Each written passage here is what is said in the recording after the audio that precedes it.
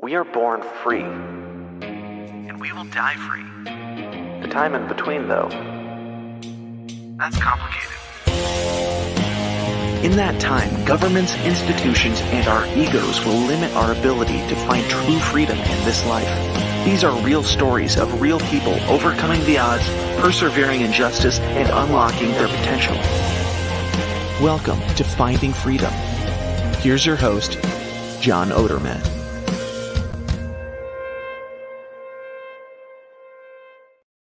Hey, welcome in to another episode of Finding Freedom right here on the Lions of Liberty Podcast Network, and have an awesome interview lined up for you guys today. Going to introduce my guest in a minute.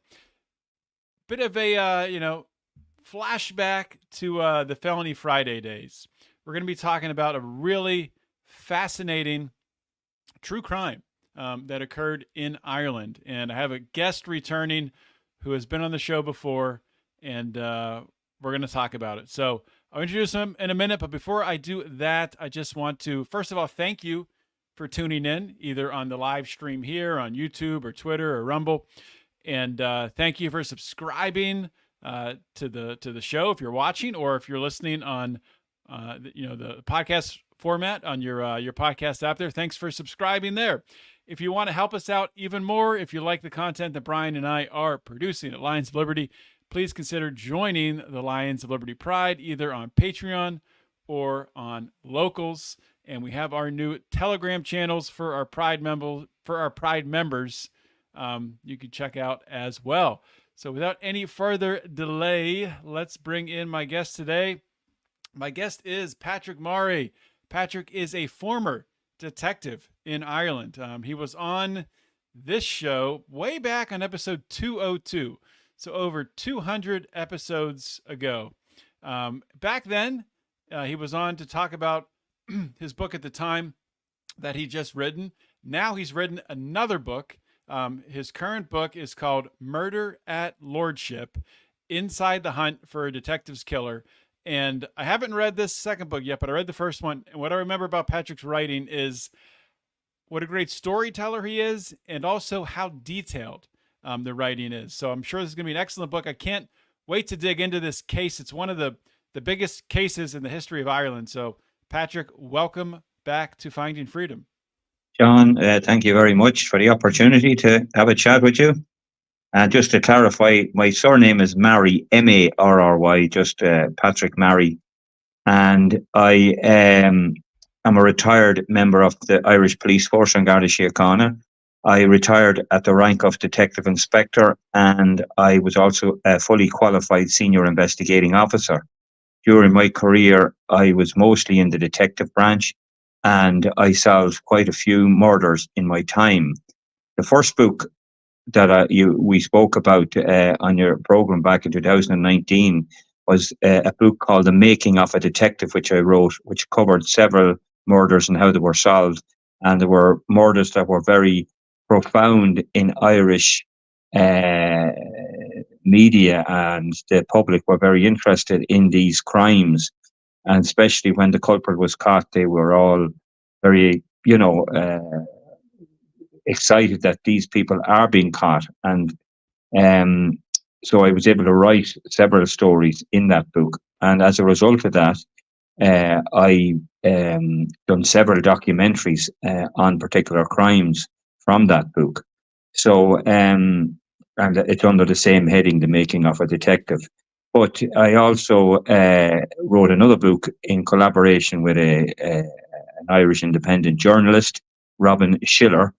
And we wrote this book, and it was our launch was there on the 1st of May. It was called it's called Murder at Lordship, Inside the Hunt for a Detective's Killer. And this crime was the murder of Detective Garda Adrian Donoghue, who was one of my persons who was under me, and I work with him most days. And he was on a routine cash escort, covering credit unions, cash movement in credit unions, when he was ambushed and shot at point blank range in the face with a shotgun. And he died instantly. and the culprits left the scene in a car, and left nothing at the scene for us to, start our investigation. But this So crime, if I could jump in there, uh, saying that there was nothing left at the scene for your investigation, what typically would be there that would make the investigation, more easy well, to, we to thought, start up and have a path? yeah, we thought we might get something like a discarded balaclava or a glove or something like that that they would have thrown out the window of the car as they made their getaway. Uh, they broke several windows of cars. We thought we might get footprints or something, or even DNA on the car, the police car that they specifically targeted to put the two members under an armed threat. And when Adrian got out of the car to challenge these people, he was shot straight in the head without any, the poor man, he didn't have a chance to take out his own gun or anything.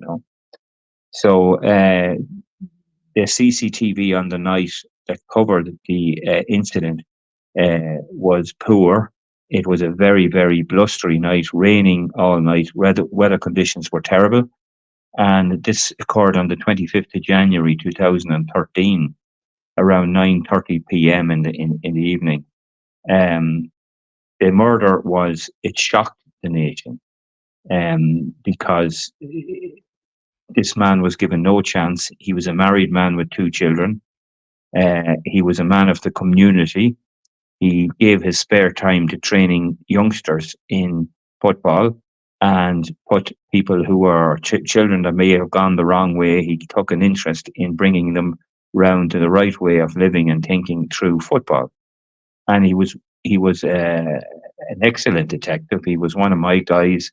He was just an all-round good person and a big man. He stood 6'4", a big strong man, a big strong footballer. He loved his family.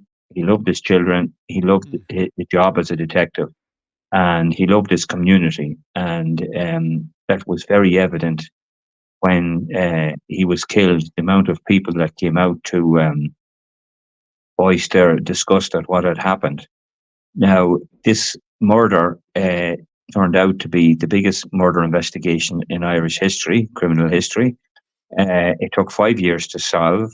It was, when we did eventually get the culprit, the trial was the longest running trial in Irish criminal history. It lasted over 6 months. We had something like 173 witnesses, and just to explain how big it was, like the average murder, if you can call it a murder average, but the average murder would generate 250 lines of inquiry. This murder investigation was up on over 6,000 lines of inquiry. So we had 1,200 exhibits. We had seized over 320 CCTV systems from premises, and the volume of CCTV was so great, we had to get Dell to build a specific hard drive for this investigation to house all the CCTV footage that we had seized. And the CCTV footage that we did seize, aspects of it were very evidential in the trial when it came about. So it was a mammoth task. There were several hundred detectives working on it. We all had the common goal to catch the killer. Now, we did have a number of suspects who came to light as a course of our investigation, and we discovered that they had skipped to America to evade justice. How was that discovered that they'd skipped to America? Was there intelligence that came Yes, from the yes, and U.S.? we knew, yeah, we had, and we knew, and one of them went to New York, and the other two went to Boston, and the guy who pulled the trigger, the main guy that we were looking to get, he went to America and took up a job. He his visa, he went on a visitor's visa, 90 days he had to return, but just he ignored that, went about his life, got a job, met a girl, had a child over there. He was living the life of Riley. And he was an Irish citizen. an The Irish guy. citizen, yeah, from the border, just from north of the border in Northern Ireland. Okay. And the book explains the type of territory Northern Ireland is to policing, both to the Southern Police and the PSNI. So I cover that in the book about the difficulties one has with policing the border region. However, we knew he was in America, and we knew that we needed help in America to trace him and look and see what he was doing. And we made contact with Homeland Security, their branch in London, and they came over, and we had a very, very good relationship with them. And I hit it off with two absolute A1 Homeland Security personnel, a special agent Matt Katsky and a special agent Scott Crabb, and we discussed our strategies. And I was the senior investigating officer running the investigation, and I told them what I needed and what help I required, and they were more than helpful and more than forthcoming to help us in any way they could. And they looked on the murder of Adrian Donoghue as a murder of one of their own, and they gave us every assistance. And we got a little break in a guy came forward to tell us that he heard the suspect, whose name was Aaron Brady,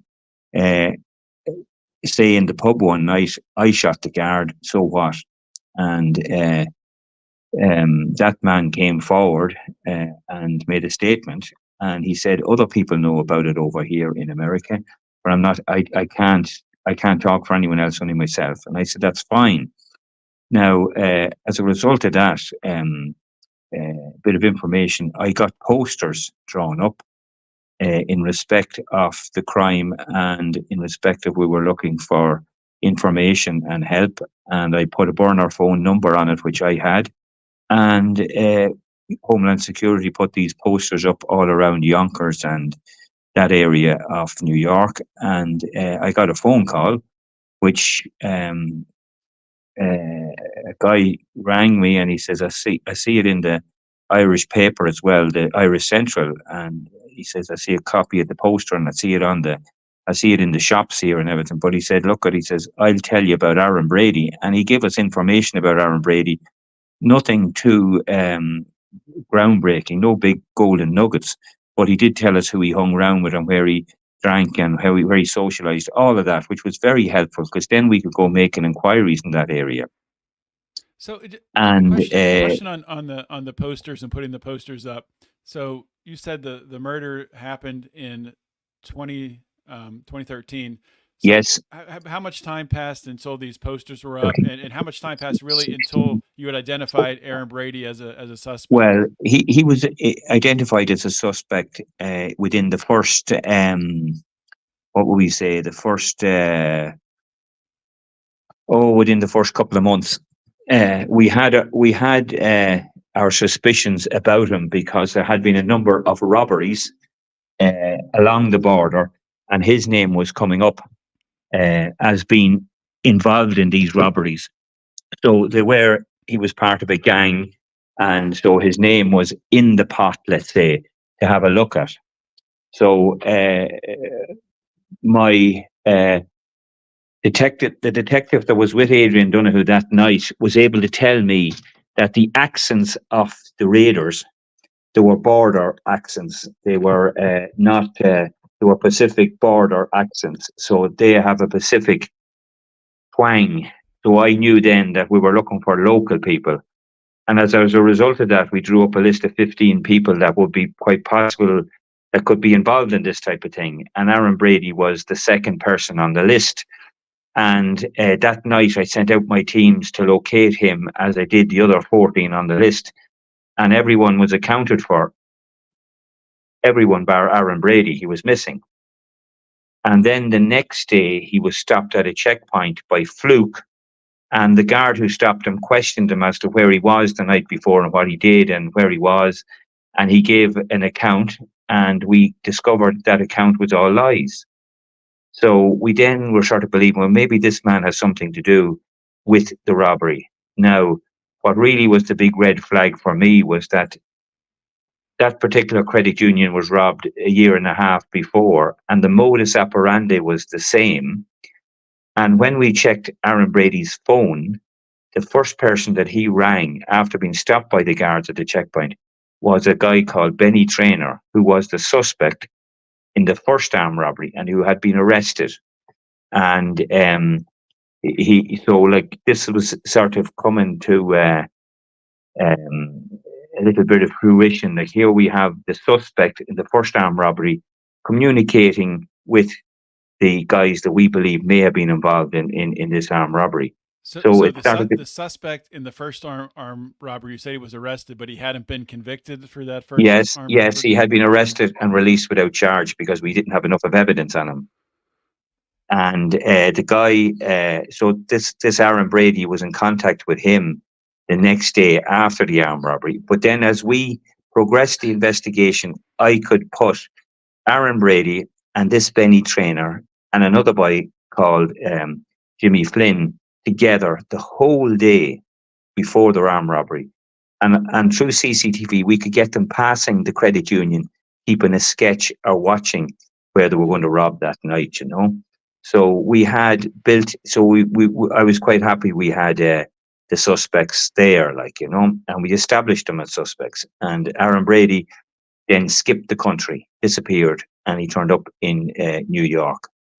So he started to live his life out there, and as if he felt that he had got away with it, like, you know. Now, what happened then was, as things progressed with Homeland Security, this is the big break we had was that we were looking for, as a result of the posters and that the information we got, we were looking to talk to one particular gentleman. And when we went to New York to talk to this gentleman, he wasn't, he couldn't be found. And thanks to Homeland Security, they said, well, we know where his girlfriend lives, and maybe he's round there. So we went round to his girlfriend's house, and the girl, her name was Molly Staunton, and she was American citizen, lovely girl. She came to the door, and we spoke to her and said, we're looking for Jimmy. And she said, I'm not going out with him anymore. I broke up with him. Oh, yeah. And we said, look, we just wanted to talk to him about, he may know something about the murder. And, oh, I know about that. And she says, I heard them talking about it. And Aaron Brady, and she says, Aaron Brady was staying in a flat that I was staying in. And he was boasting about it one night that he shot the guard, and the guards in Ireland were after him, and he couldn't go home, and his girlfriend was pregnant. And she told the whole story, like, you know. And she told the story that who was present when he was talking about this. And we traced those people down, and 2 or 3 of them came on side and made statements. And we had enough evidence then to represent to the DPP, along with other things in respect of.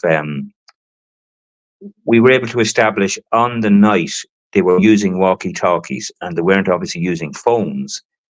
So the suspects' phones we could establish were turned off between 8:30 in the evening and 10:30 during the time of the robbery. And I went back over their phone records for the previous Friday nights, and they were all working and they were talking. There wasn't a problem. So this one night of the murder and the robbery, their phones were off. And I used that as evidence that they were involved in the robbery because they didn't want to be caught through phones. The fact that they were turned off, it sort of bounced back on them. And because I did investigate a murder of a guy who killed his wife, and the guy was Joe O'Reilly, and we were able to trace his movements through his phone that day to his wife's house where he killed her and left, and then had an alibi that he was at work and all that crack. So I had a good knowledge about phones, and it's something I always looked into. But this was so with all those sort of circumstantial bits of evidence, and the fact that he had told people who made statements to us that, yes, he said he killed the guard. We had enough to represent it to our prosecution office, the DPP's office, the Director of Public Prosecutions, and they said, yes, charge him with the murder, you know. So So had you had a case before that was international like this with the United States where you worked with Homeland Security? And was it difficult once you had the basis to charge him to get him extradited back into Ireland? yeah, well, what happened is that he had obviously ICE, um, the one of the arms of Homeland Security, were able to lift him because he had broken his visa requirements, and they were able to bring, let's say, deport him back to Ireland. And there was charge sheets waiting for him in Ireland anyway, relating to a different matter altogether. So when he was brought back to Ireland, he was brought before the courts on these other matters, and he got a 2-year sentence or a 12-month sentence. And in that 12 months, we were putting our file together and making our case. And then when he got out after its 12 months, we arrested him straight away. After he left the gates of the prison, we arrested him and brought him to our police station and questioned him for 7 days in respect of the murder. What's the reason for waiting for him to complete his previous sentence before arresting him? Yeah, well, there's various reasons. In Ireland, if you want to speak to a prisoner about a crime, you can take him out of prison and speak with him, but you only have 24 hours to speak with him.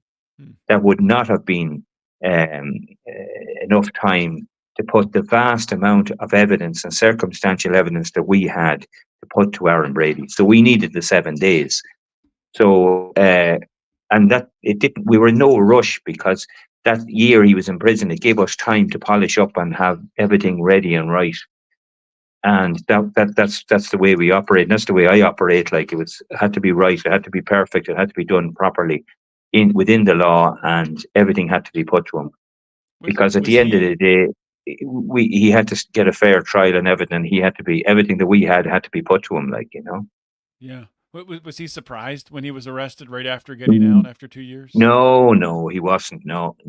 These people, he was a border criminal, and he never said anything, no comment to everything, you know.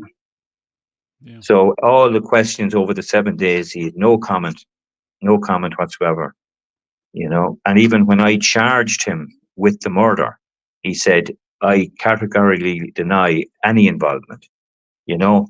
So he was just brazen it out, like, you know. Mm-hmm. So the trial itself, you gave me some numbers, and we were talking before the show. I think you said the longest trial in Irish history, 173 witnesses. To take us through that whole experience, what happened? Yeah, well, you know, in Ireland, and I'm sure it's the same in America, we're governed by disclosure, and the investigators have to disclose everything to the defence. And that's exactly what we did. And we calculated paper-wise, there was upwards of 1 million sheets of paper that would have been disclosed over to the defence. They had to get copies of all the CCTV. They had to get everything. And that's exactly what we did. So there was a month before the trial started where the defence wanted to question the disclosure and wanted to challenge part of the investigation as a result of the disclosure. And we had a month in the court before any jury or any suspect or anything was there to hammer out aspects of disclosure. So then when the trial started, it lasted for a full 6 months. And it's the longest running trial in Irish criminal history. There was 173 witnesses, and it was during COVID, and that brought its own difficulty because the judge had to get the jury to sit a certain distance apart. So he had to sort of ban the public from the trial, from the court, and space the jury out amongst on the seating that would be normally there for the public. So it had its own difficulties, but we got through it, and the witnesses all swore up. There was a huge. Some of the witnesses didn't give evidence because they were threatened and intimidated, and it became apparent that Aaron Brady was conducting an intimidation campaign from the cell in prison, where he was being held in custody during the course of the trial, and he was given a laptop to evaluate and look at evidence that we had. And some of the evidence was of people making statements on camera. And he put that up on social media, calling them a rat and this and that and the other. So it put people at risk. So they were afraid to come and give evidence. But the lady, Molly Staunton, I spoke to you about, she stood up on her 2 feet and she gave her evidence over the video link. And it came across extremely well. And you could see that the jury were taking everything in she was saying, like, you know.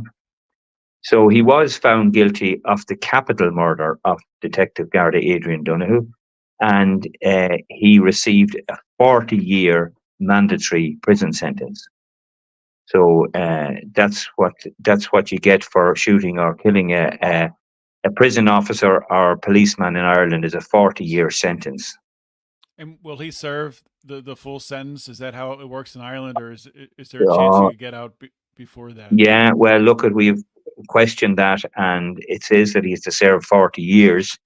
But in the prison system, as you know, well, there's always twists and turns, and if you have good behaviour and that, you get a third of your sentence off or quarter of your sentence or whatever. But we expect them to do a full 30 at least anyway, you know.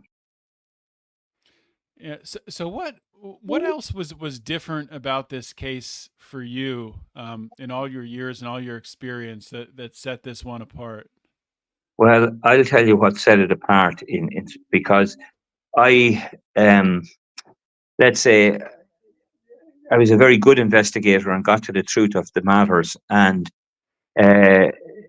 sometimes I had to make decisions as a senior investigating officer that I wouldn't have told my superiors because they wouldn't understand where I was coming from, and they would hold that against me, like, you know, and I wasn't getting promoted or anything like that. So I decided during the course of that investigation I was going to pack it in, but I would stay on to solve the murder of my colleague.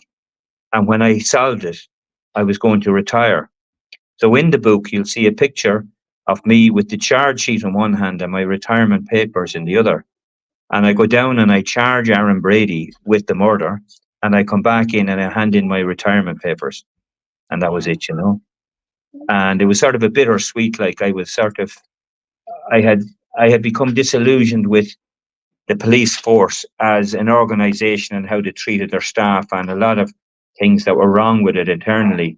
And these things have all come home to roost now, because the Guard organization as it is at the moment is in a very bad place, where the commissioner of the Guards is not even invited to the annual conferences for the police personnel, like, you know. So that's how bad things have got, like, you know. But I wanted to prove I could solve it, which I did, and I wanted to make sure I didn't let down my colleague, didn't let down his family, didn't let down the police that worked with him closely, or the organisation itself, or the general public who were appalled at the murder, like, you know.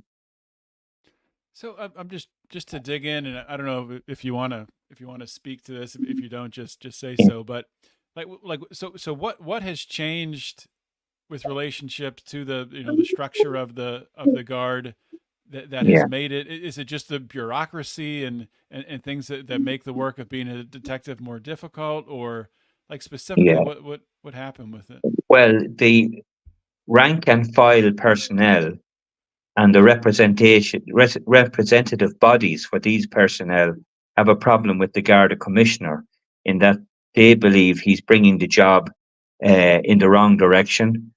There's a lot of discipline now. There are people being suspended for very, minuscule breaches of discipline. So it's a way over the top. So the rank and file people have fallen out, let's say, with the commissioner.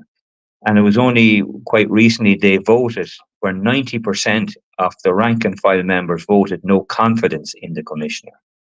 And when they were having their annual conference, they wouldn't invite him or the Minister for Justice, so there is a big falling out there. And,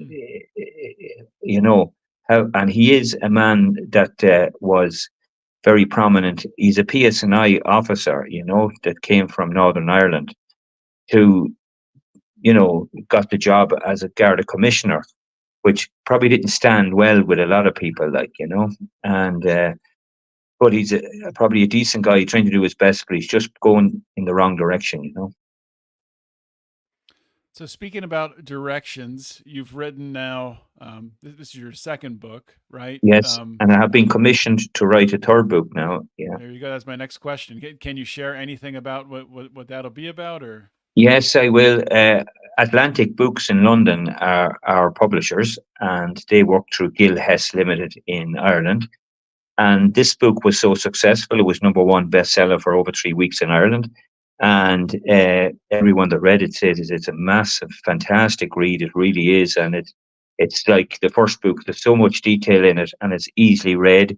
And when myself and Robin sat down to see could we write this, it was a case of we really were doing, and it was said to us, a public service by capturing the murder of a policeman in the format that we have in the book. And I think that's very important to bring across, because quite a lot of police are killed in the line of duty and no one has ever made amenable, And this book shows the extent that we went to catch the killer. And, I just think that the book itself captures all of that. And I'm very proud of it. And the next book, they asked us at the launch, would you be interested in writing another book? We would like you to write another book. And I said, yeah, well, sure, look. And they said, it's a crime that was committed in 2005. A woman, she had dropped her children to school. She was inside washing up her breakfast dishes in the sink. She got a knock on the door and a guy stabbed her to death 34 times and cut her throat and left her for dead, and she died, obviously. And he left the scene. And I was given that file in 2010 to see could I make any progress on it. And I solved it in 2015. Wow. And the surprising thing about it was the guy that did it was now a lecturer in history in Maynooth University in Ireland. So at the time he committed the murder, he was only 21, but he was a totally different guy back then, So it's an interesting story, and how this guy, why he did it, and how he was got to do it, and who got him to do it, and it's a fascinating story, and it's a crime that's in everyone's mind in Ireland. If you mention the murder of Irene White, it's everyone knows about it, So one more question for you, and then I'll let you go. Yeah. So what do you think about you personally, about your personal characteristics or traits? What do you think it is about you that has contributed to making you such a good detective? Well, I'll tell you what now. I have a formula that I stick by, like a murder or a criminal investigation is the systematic approach to identifying, preserving, collecting, and analyzing information. And that information can come in the form of a witness statement, CCTV, phone records, whatever, a murder instrument left at the scene, whatever. And you have to be very careful, methodical, and take everything step by step and build your picture. And there are qualities that I instilled in my teams, that the investigation has to be honest. It has to be accountable. You have to show respect and responsibility. And above all, you have to be professional. And I wouldn't let that standard fall I wouldn't let that for any of my personnel. And during the course of that investigation, there was 2 people on it that I caught. They had they hadn't done their job properly and actually told lies at a conference. So I had to say, don't come in that door again. You're off the investigation, because the standards they had dropped. And I couldn't have that. And I wouldn't have that, because I knew when we went to court, everything was done right, everything was honest, everything could be accounted for. No matter what the defense threw at us, we didn't mind, because we had it done right. And that's just the way it is. And that's the way I approached all the senior crimes, or all the crimes that I investigated and solved, you know. And I think at the end of the day, as far as I'm concerned, I made a difference. I made a difference to the families who lost loved ones and who were able to put to rest the fact that someone has been caught for their daughter or son's murder. And they thanked me. And when I retired, the amount of letters I got from families wishing me well in my retirement and thanking me for the way I treated them, and thanking them for only for me, I made it bearable on them, the pain and suffering they were going through. They got good, how do you say, good kudos from me as the investigator. So I think I did make a difference. I know I did make a difference, and I think I have to be very proud of that.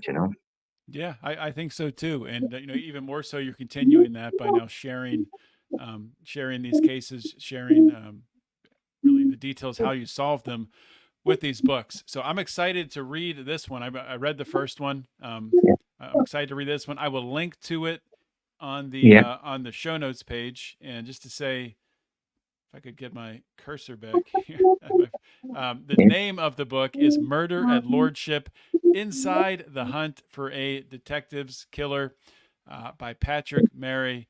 Patrick, and Robin Schiller. Yeah.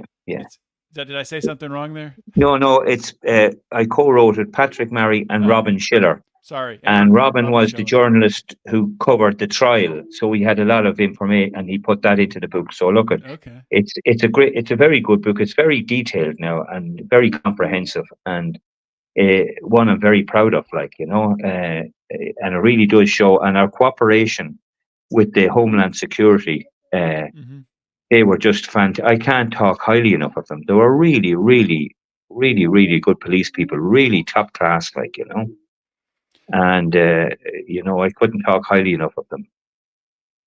Well, that is good to hear. And it's hard to believe that it's been 5 years, I think, about since the last time you were on the show. Yeah.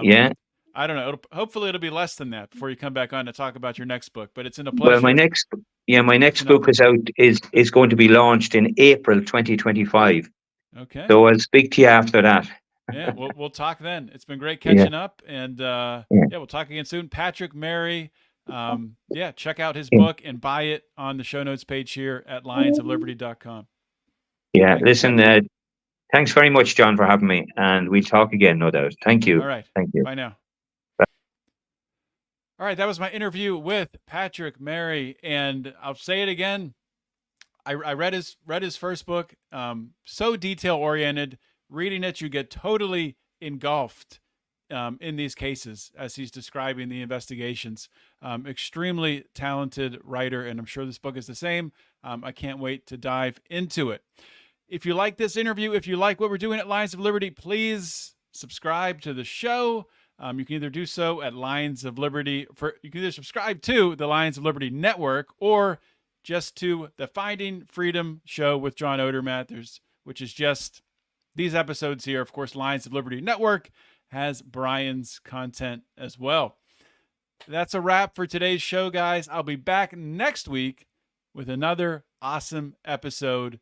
In the meantime, always remember to keep your head up and the fires of liberty burning.